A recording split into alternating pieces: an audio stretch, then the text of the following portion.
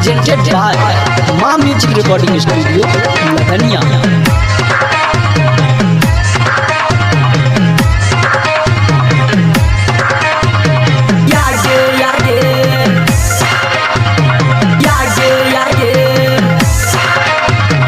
अभी आप सुन रहे हैं मां म्यूजिक रिकॉर्डिंग स्टूडियो लदनिया से सिंगर संदीप सुमन को।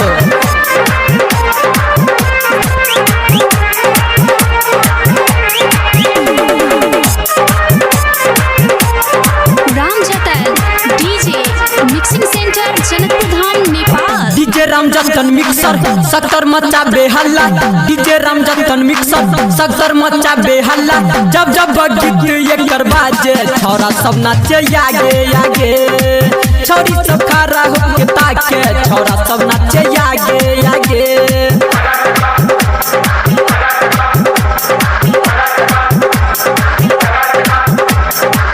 डीजे रामजतन मिक्सर सक्कर मचा बेहल्ला, डीजे रामजतन मिक्सर सक्कर मचा बेहल्ला।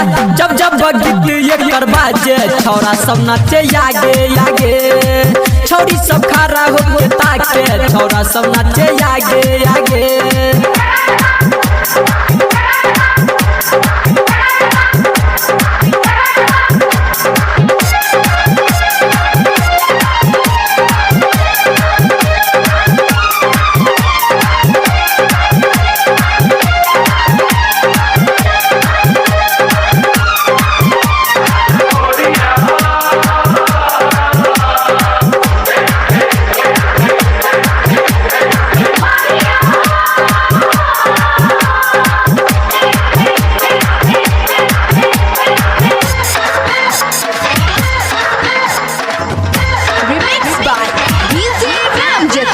डीजे रामजतन के गाना बवाल हो, गामे गामे बाजे मचाबे धमाल हो, गामे गामे बाजे मचाबे धमाल हो। डीजे रामजतन के गाना बवाल हो, गामे गामे बाजे मचाबे धमाल हो।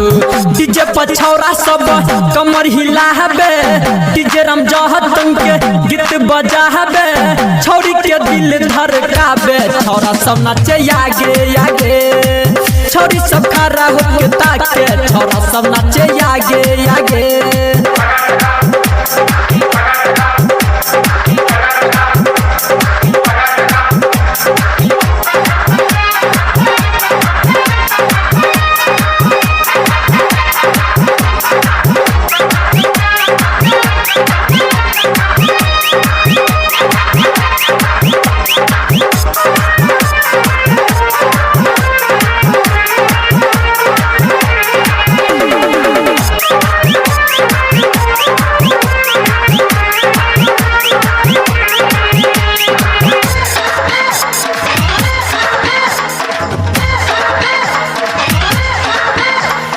डीजे पर जे गाना बजै छै करहो, छौरा सब नाचे लागै छै हजार हो, छौरा सब नाचे लागै छै हजार हो। डीजे पर जे गाना बजै छै करहो, छौरा सब नाचे लागै छै हजार हो।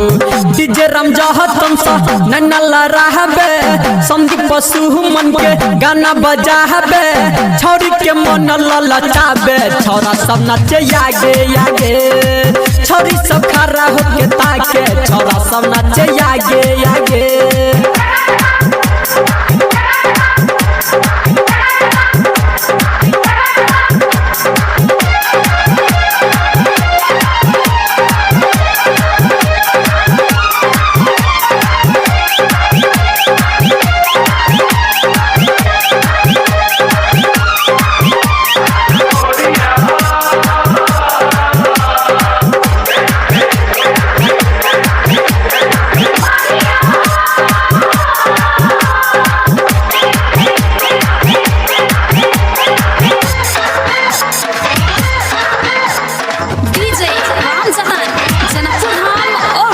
गाजा पी के डीजे पखुबे नाचै छै, छौरा सब दारू के पाइक लगबै छै, छौरा सब दारू के पाइक लगबै छै। गाजा पी के डीजे पखुबे नाचै छै, छौरा सब दारू के पाइक लगबै छै।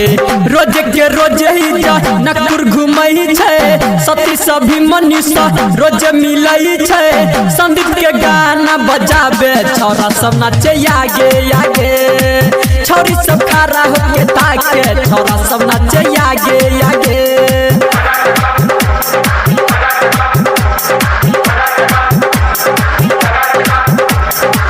डीजे रामजतन मिक्सर सत्तर मचा बेहल्ला डीजे रामजतन मिक्सर सत्तर मचा बेहल्ला जब जब गीत एकर बाजे छौरा सब नाचे आगे आगे छौरी सब खड़ा होके ताके छौरा सब नाचे आगे आगे